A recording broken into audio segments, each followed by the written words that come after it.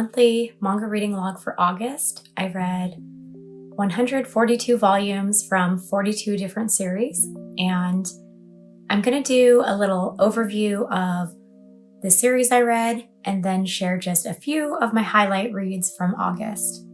So I will have a list up, but if you want to see more of my detailed thoughts on any of the reads I don't talk about much in this video, you can find them in my Instagram story highlights. I'll put up on the screen some of the reviews and my thoughts on some of my August reads that I shared in my stories on Instagram while reading throughout the month. And as usual, there will be timestamps below. So for the 42 series I read in August, I'll put them into 4 categories. So did not enjoy, it was okay, I enjoyed it, and I really enjoyed it. There are quite a few 18 plus titles, so please check the ratings if adult content will bother you. Quite a few of these also have age gap romances, but most of them are age gap romances between consenting adults. There were also quite a few series heavily featuring infidelity and cheating, so if content like that will trigger you, then definitely make sure to check the content warnings for these series before getting into them. But starting with the series that I did not enjoy Record of Ragnarok. I didn't think I would. It's not the genre and premise that I'm really interested in, but it definitely was just a cover read to cleanse my palate after reading an infidelity series that left a bad taste in my mouth. Look Back, which is a one-shot. I know this is a popular mangaka that wrote this one, but I just didn't enjoy it. You Got Me Sempai, which is a shoujo series. I was planning to read the whole series through volume 10, but I just didn't like it, so I just dropped it at volume 5. Honey and Clover, this one was a buddy read, but the story and the characters just didn't resonate with me. I know this is an award-winning series that a lot of people like. It's by the mangaka that did March Comes In Like a Lion, but it just wasn't for me, even though there wasn't anything specific in it that I really disliked. I just didn't care for the story. Yakuza Lover. This is one I've been following that I just would like to see how it ends, but I don't particularly enjoy reading it and keeping up with it. Guilty. This one was a super gripping infidelity read that I was hooked and stayed up all night reading this one so I could see how it ended, and I hated the ending. The series that I thought were just okay, Dr. Stone Reboot, Byakuya. So Byakuya is one of my favorite characters in the series, and I thought this little one-shot spinoff was going to be predominantly about him, which the first half was, but then the second half was just completely unexpected, just kind of following a different perspective. I didn't dislike it, but it's just not what I wanted with this volume. Gokurakugai. This was one that I was looking forward to reading. I had read the one-chapter one-shot before this one was serialized, and before I knew it, there were already 3 volumes out, so I was looking forward to reading this one because of the kind of crime elements in the series, as well as the traditional Chinese clothing that the characters wear, and just the female lead just being like a badass girl.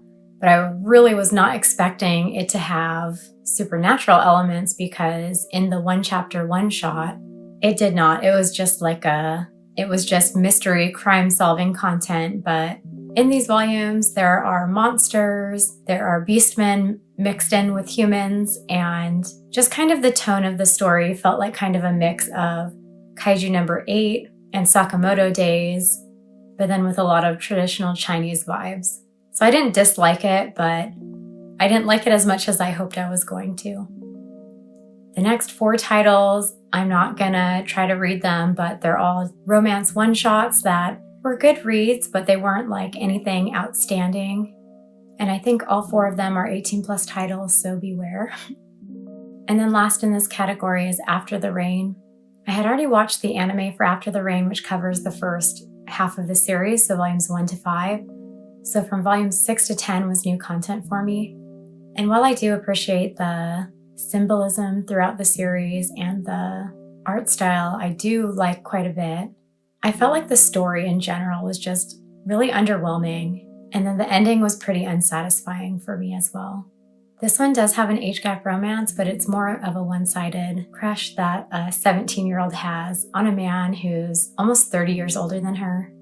Which for me, that premise doesn't automatically disqualify a story, but apart from the romance, again, I just found the story underwhelming despite really wanting to enjoy this series. And then for the series that I enjoyed, these first couple ones are new releases that I got where I reread the previous volume release and then the new volume release, the Rainbow Days, A Condition Called Love, and My Dress Up Darling. I read a few random volumes of One Piece.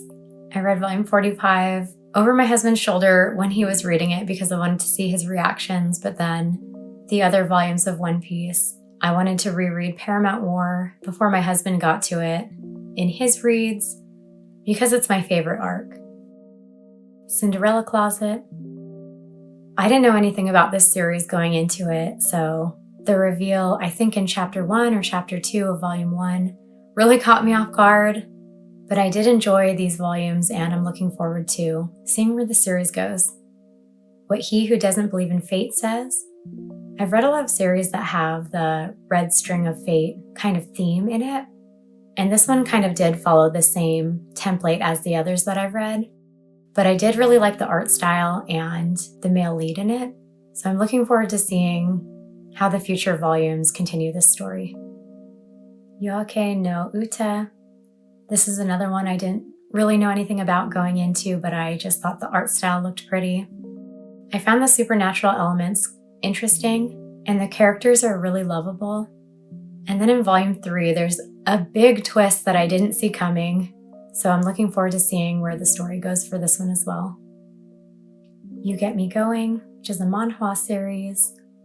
The next 3, I'm not going to try to say the titles, but these 3 are all one-shot series. I believe these are all 18 plus as well, romance series. A Kiss with a Cat. This one is a shoujo series that I enjoyed reading, but it does have some things in it that are a little weird, so while I enjoyed it, I did feel a little weird through a few parts. If you've read it, you probably know what I'm talking about. And then this last series, Aoharu e Yokoso. I've been really excited to read this one because it's by the same mangaka that did Rainbow Days, and I absolutely love their art style. This one also is a shoujo that follows a group of boys, but they're boys who live together in a boarding house. But I enjoyed this first volume and looking forward to the next releases. And then lastly, the series that I really enjoyed reading in August. And I'm really happy this list is pretty long, so there were quite a few series that I did really enjoy reading. So from Zero to Office Romance, Promised Cinderella, Firefly Wedding, Something's Wrong with Us, My Boy, Yakuza Fiancé Raisei wa Tanengai, In the Clear Moonlit Dusk. So I was really excited for these 2 series to get the new release volumes. Forget About Love and Hold Me Already. My Cold Coworker Obsessively Loves Me. This one I did not read a lot of because there's not a lot of this series that has been translated to English yet. But what I did read I really liked, so I'm going to be following this one as the English chapters are released. Seal My Lips with a Kiss, which is another workplace romance series that I enjoyed. Contradict, which is a one-shot about firefighters. The next 3, I'm not going to say the titles, but again, are 18 plus romance series, 2 of them with age gap romances. And then the last 2 series, I really enjoyed these 2. They're both infidelity series that did not have explicit content, but they were both so different. They're both completed. For A Happy Marriage, I was able to read the whole thing, and I did like the way that it ended and the wrap-up. But the other one, while it is completed in Japan at 10 volumes, the final volume isn't fully translated into English yet, so while I did really enjoy my read of it, I'm not sure yet how it's going to end, so it could be one that I like the ending and overall will like it, or if I hate the ending, then I will just hate the whole series. So we'll see. And again, if you want to see any more of my detailed thoughts on any of these reads, you can find them in my Instagram story highlights for August. And then the series that I'm going to highlight are 5 series that I really enjoyed reading last month. So Something's Wrong with Us, My Boy, From Zero to Office Romance, Firefly Wedding, and Promised Cinderella. So first, Something's Wrong with Us, I read volumes 15 and 16 of this josei mystery romance series. I haven't gotten a replacement yet of my volume 15 that was damaged when I received it, so I did read volume 15 digitally, and then volume 16 was the final volume of the main story of the series, and there are 3 volumes of side story content that are going to be releasing this winter, which I'm really happy about that they're being translated and printed by Kodansha. I really wasn't sure if they were going to just end the series at volume 16 and not give us any of the bonus content, so I'm really pleased and excited to read the final arc this winter. But I've talked about this series with every volume release as it is a favorite series of mine, but I wanted to include it in my highlights for this month because this is the conclusion of the story. And I have just thoroughly loved this series from start to finish. The story is so gripping, and the drama throughout is constantly just shocking. And then the mystery elements I find really interesting. I was very satisfied with how everything was wrapped up and how all the loose ends were neatly tied up. More so in volume 15 than volume 16. Despite my rave reviews though, there was one part of the conclusion in volume 16 that really bothered me. I wish it had been resolved differently. And honestly, I'm gonna pretend it happened the way I think it should have happened and just rewrite that in my brain. But it's not something that ruined the story or the ending for me, just something that I found a bit disappointing.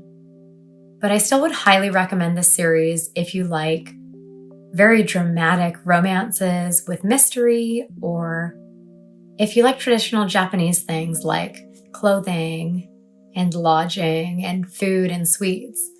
This series is predominantly set in a wagashi shop, and there are different traditional inns that are visited, so it has lots of traditional Japanese vibes. Next is My Boy. This was another buddy read I did with Dragon Ball Zoe. We read volumes 1 to 9 of this seinen drama series that follows an unlikely friendship between an elementary school aged boy and a 30-year-old woman, and shows the pressure and judgment that they get from people around them. And this one was a reread for me, but I really loved my first read of it last year and wanted to buddy read it so that I could see all of Zoe's reactions, reading it for the first time. My first time reading, I was extremely anxious the entire time. I read all 9 volumes in one day because it was so gripping and I just had to know how things would play out. So then this time, knowing what happens, I was able to appreciate more of the details and just appreciate the illustrations as I read. And I really liked the coming of age themes, as well as characters having to face their past and face their traumas. But I highly recommend this one. I just find it really moving and just really emotionally impactful. Next, the series From Zero to Office Romance. I read this 3-volume workplace romance series. It is 18 plus, and I thought it was going to be cheesy and have a lot of cliche developments from the simple premise of a tall, beautiful wedding planner who is actually really inexperienced in romance and secretly loves cute things, resents her new boss who is always criticizing her work, and then he discovers her secret. So that was the premise. I thought it was going to be a bit cheesy, but I ended up really loving it. And I really hope this series will get a physical release in English now. It currently has a digital-only release on Manga Plaza. So this is one that I'll now be rotating into my monthly licensing requests for print releases. I liked all the characters, the character development, and the way drama is resolved throughout, I really liked. I thought the art style was really pretty and the character designs were really good. And I'm just always looking for a good adult romance series, and I'm especially a fan of workplace romance series. Next is Firefly Wedding. I read Volume 3 of this ongoing josei historical romance series with a lot of good comedy and also some graphic violence. Honestly, the series is a little wild. There is a very unstable katana-wielding assassin who I just fell in love with when I started reading this series. And as it continues, I just like it more and more. It follows him and the female lead, who is from a well-off family, but is kidnapped in Volume 1 and has to rely on this assassin to escape and survive. There is a lot of violence as the male lead does use his katana quite a bit, but I recently got this first volume in Japanese because I wanted to have something from this series in my collection, as it currently has a digital-only release in English on Comic-Key. So this is another one that I'm really hoping will get a print release in English. But if you like Love of Kill and Yakuza Fiancé, Raisei wa Tanagai, you'll probably like Firefly Wedding.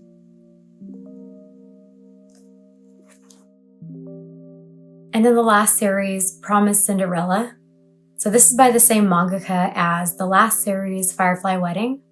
And I think this might actually be a pretty popular series, but I didn't know about it until I was reading reviews of Firefly Wedding, and people kept exclaiming that it was by the mangaka of Promised Cinderella, so I wanted to check out Promised Cinderella as well. So I read volumes 1 to 16, and it is completed, and I really enjoyed it. The series does have an age gap romance that is between a minor and an adult character, so if you hate that dynamic, then this series will not be for you. So this isn't an infidelity series, but I will say that it does start with infidelity, but that is not a prominent theme of the series. So it follows a woman who, right from the start of the series, finds out her husband has been cheating on her, and though she's willing to reconcile, he wants a divorce. So to save face, she storms out with her belongings, but then is robbed and is too proud to go back for help. So instead becomes homeless. The male lead of the series is a high school boy who is just such a little brat, terrorizing the female lead because he has money and comes from a wealthy family.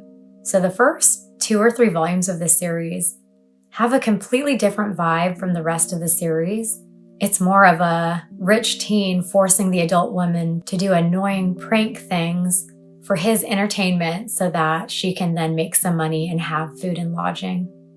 But then I think it's from volume 3 onward, the female lead finds work, and the vibe from then on is quite a bit different, and I really enjoyed it from that point on. Almost all of the drama that is introduced, or just characters that are introduced as antagonists, are all done in an extremely irritating way.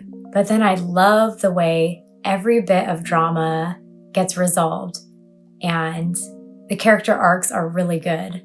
And then by the end, I like almost all of the characters, despite all of them having points earlier that they were just terrible. But I really like how the series wrapped up and just the ending in general. The final chapter has some time skip content. And then there are several chapters, I think 10 chapters, that have both post-time skip content as well as some flashback content. But unfortunately, this one too has a digital-only release in English, also on Comic-Key. But it's one that I enjoyed quite a bit, so hoping this one will get an English print release in the future as well. I also wanted to share my September TBR. So, Solo Leveling, Kowloon Generic Romance, Moriarty the Patriot, and Tokyo Aliens. I didn't pack my TBR with a ton of series because I'm going to be traveling in September and October, so I want to keep my reading options pretty loose so I can just read whatever I feel like reading, but then still be able to tick off a few titles from my annual TBR that I'm trying to complete. But that's it for my August manga reading log and September TBR. I hope you enjoyed hearing my thoughts. Let me know in the comments what you've been reading lately, but I'll see you again soon in another video.